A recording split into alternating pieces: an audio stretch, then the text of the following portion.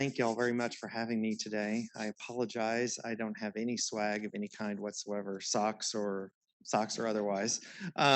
So, you know, it's a pleasure to be here today. And, I want to sort of walk through and explain a bit how this type of event and its focus on digital identity, a building block for what we see as reliable financial services, fits into the broader FinCEN picture. So, I'm a bit of a late addition to the agenda, so you're going to see me reading quite a bit. I apologize in advance for that, and I hope it's not too much of a disruption, but I also want to make sure I get it right. We're focused on a range of important topics of FinCEN in this space: emerging threats, responsible innovation, and expanding partnerships and feedback loops. So in my conversation today, I'm going to try to take each of those themes in turn. And before diving into them, I want to take a moment to lay some groundwork and emphasize the importance, at least in our view, of digital identity. At FinCEN, we are pragmatically focused on our mission to protect the US financial system from illicit finance threats. Identity is fundamental to the effectiveness of every financial institution's AML-CFT program, regardless of whether customers are using traditional depository financial institutions, money services businesses, or emerging digital asset products. Many of FinCEN's regulations and authorities are designed to help financial institutions and law enforcement identify their customers and the nature of their customers' activity. This includes the foundational AML program rules, various reporting requirements, which many of you are probably familiar with, such as suspicious activity reports and currency transaction reports, as well as record-keeping requirements like the Customer Identification Program rule and the Customer Due Diligence rule. Identity is also at the heart of other more targeted FinCEN authorities, such as geographic targeting orders. You may be most familiar with our use of this authority in the context of cash-based real estate transactions over the last several years. To get financial services right, we think we need to get identity right. It is vital to building trust in the system, in our view. Getting identity right means implementing identity solutions that preserve privacy and security, promote financial inclusion, and protect the integrity of the overall financial system. This brings me to the first part of my narrative, emerging threats. Financial services have been increasingly migrating towards a primarily online environment. This trend creates new opportunities for abuse, and new threats have emerged from a traditional cast of characters. As a result, we have been thinking about how we can leverage all of the data that financial institutions send to us to simultaneously identify and help mitigate the increasingly broad set of illicit activity, including money laundering, fraud, and terrorist financing. To that end, we have embarked on a systematic analysis of SAR filings to look for common threads amongst these threats. Our goal is to utilize this valuable information by comprehensively categorizing all 2021 SAR filings into typologies using a rigorous and flexible identity framework.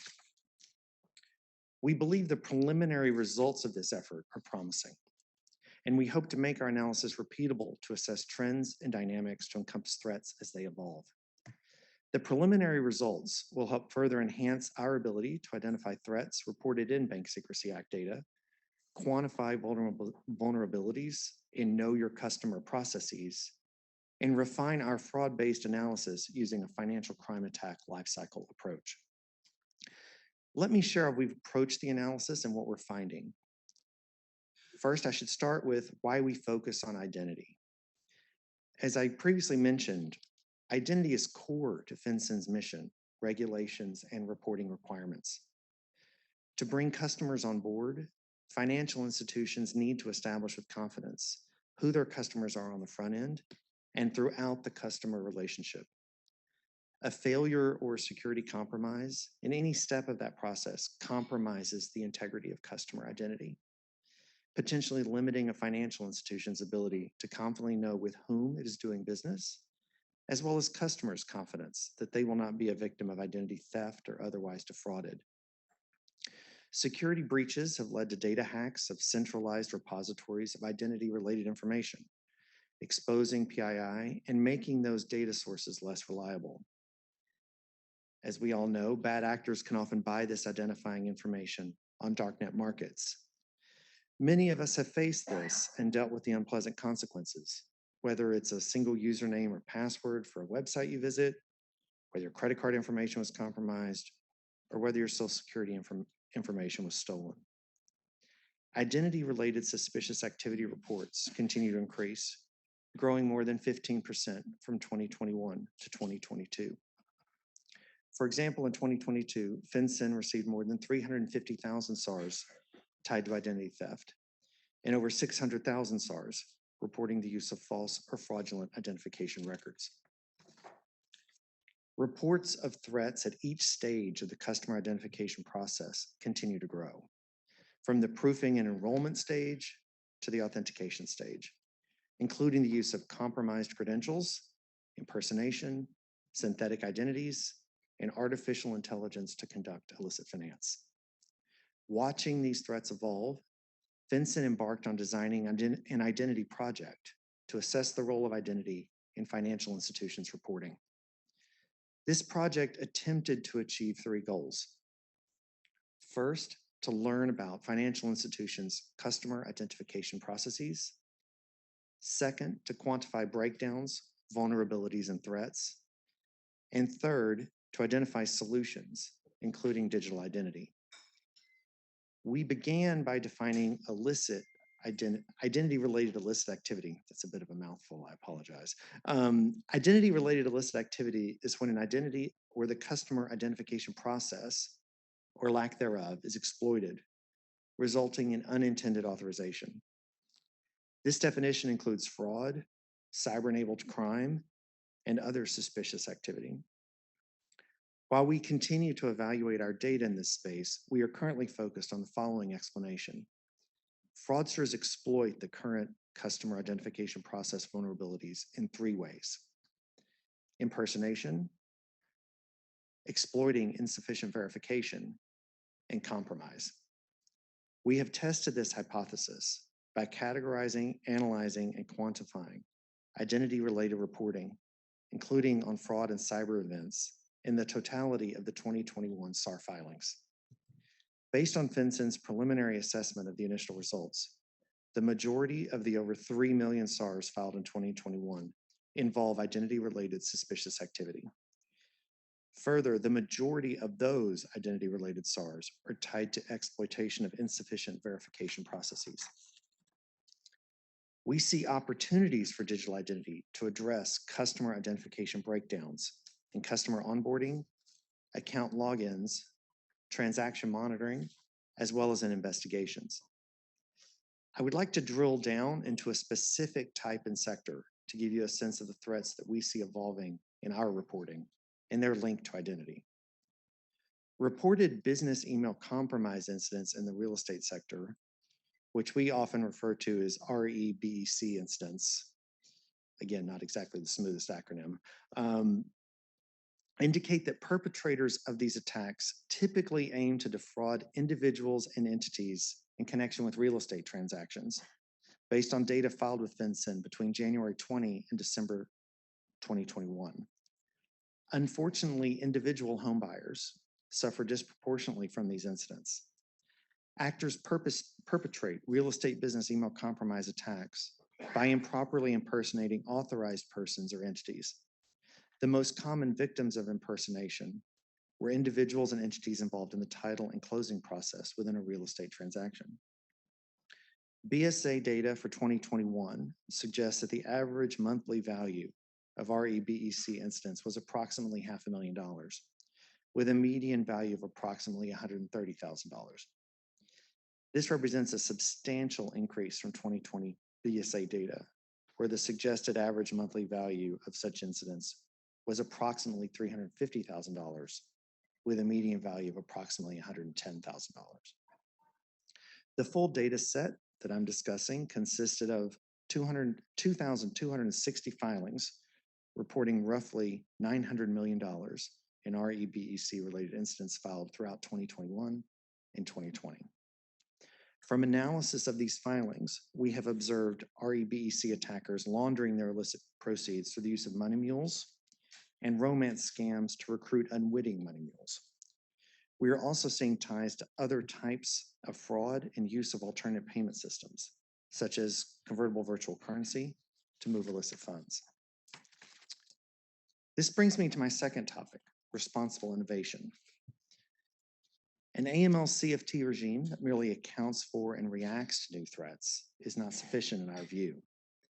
In some cases, we face the same threats we always have, but they're amplified by financial innovations and new technologies.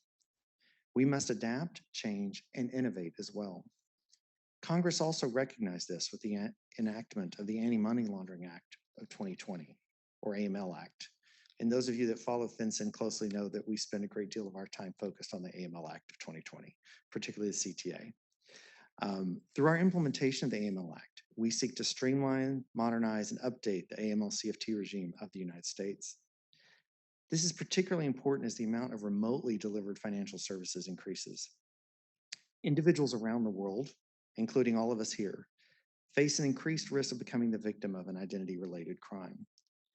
Digitally native financial services, including digital assets, present challenges to a patchwork system of largely paper-based identifiers and credentials issued by a variety of different federal, state, and local entities, to echo a point Jeremy made earlier. These static analog forms of ID are often better suited for in-person transactions. Therefore, we find it tremendously encouraging to see that there's an emerging set of government digital identity services, like state mobile driver's licenses, the Social Security Administration's Attribute Validation Service, and the Department of Homeland Security's Verifiable Credentials. We are exploring ways to leverage these authoritative source documents and services, which benefit from a permanence of identity, to combat fraud and to support financial institutions' abilities to operate with effective integrity. Our regulations and reporting requirements, as well as identity systems and the way in which we analyze data, need to evolve along with the threat environment. We can work together to foster development of infrastructure, information sharing, and standards that will safeguard the future of identity and the financial system. And events like this conference will help idea generation around mitigating the risks associated with digital identities. FinCEN's view is that our regulatory framework also needs to approach these innovations in a way that recognizes not only the risks they pose, but the opportunities that they present. Additionally, there are a number of features of a digital identity framework that, taken together, have the potential to address threats and spur innovation across all types of financial services. For example, evidence of digital identities must be dynamic and able to be updated frequently. We also need to consider features related to source verification and interoperability. Consumer permissioned identity evidence that is stored cryptographically and accessed via token exchange offers a high degree of potential to foster innovation and solve some of our current challenges, including protection of personal information that balances the transparency goal of AML CFT standards with privacy concerns. And that brings us to expanding partnerships, the third and final theme I'd like to cover today. Getting identity in the financial services space right requires collaboration between the public and the private sectors. The AML Act enshrines FinCEN's existing partnerships with the private sector, such as FinCEN exchanges and innovation hours, and it calls for more of the same. It places a spotlight on a public-private partnership, and this two-way flow of communication will include feedback on the use and demonstrated value of the information financial institutions provide to us. We are engaged in that partnership in several different ways. We invited digital identity-focused entrepreneurs to our innovation hours to showcase their innovative approaches designed to enhance AML CFT efforts. Several of our Bank Secrecy Act Advisory Group subcommittees, or BSAG, are focused on how digital identity can advance the AML CFT mission. These subcommittees bring together financial institutions, trade groups, and federal and non-federal regulators and law enforcement agency representatives to collaborate and work together. Last spring, we were happy to partner with the FDIC on a digital identity-focused tech sprint to crowdsource solutions to measure the effectiveness of digital identity proofing. We consider solutions to measure effectiveness of digital services as another building block for reliable financial services. We are very pleased that the effort was voted the winner for FedID's Best Educational Efforts, And we are watching with interest the Department of Homeland Security Science and Technology's Remote Identity Validation Tech Challenge, another mouthful. Last July, we, along with fellow US federal financial agencies and our UK counterparts, provided participants in the US-UK Privacy Enhancing Technologies Prize Challenge a regulatory context session as they prepare to develop their solutions. Privacy enhancing technologies are another building block to protect PII or other sensitive information while still being able to detect anomalous or potentially illicit transactions. All of these building blocks need to preserve privacy and security, promote financial inclusion, and protect the integrity of the financial system. These are all key to building trust in the system. And the public sector needs to learn from each other. To that end, we are also engaging with other domestic federal agencies and regulators on digital identity at FedID and throughout the year. Our focus and efforts are about solving problems in a pragmatic way. We welcome your feedback in this space and ideas for other steps to ensure reliable financial services. In closing, I would like to thank all of you for coming to or dialing into this important event to exchange information and enhance public-private collaboration on these important issues as they relate to identity. Your contributions to solutions for these shared challenges benefit us all. Thank you again, and I hope you all have a very productive policy forum.